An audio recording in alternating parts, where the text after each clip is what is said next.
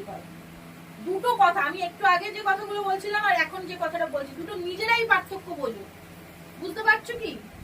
তখন তো আমরা যখনই আসি খালি বলে এটা করো, একবারই কাউন্সিলিং করবে, বারবার ব্যাটারি। যেমন আমি কোনোদিনই আমার কোনো ক্লায়েন্টকে ভালো বেশিটা ভালো এত টাকা দামের যেটা সেটা করো জীবনে বলি না।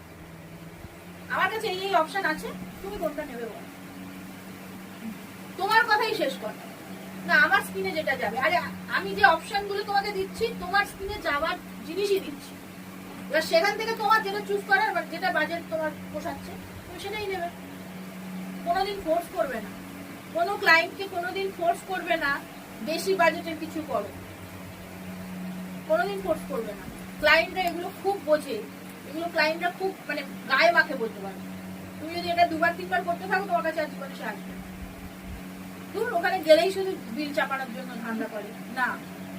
তাকে এটা বোঝাও যে তার বাজেট যেটা সেটাই অনুযায়ী কাজ হয়।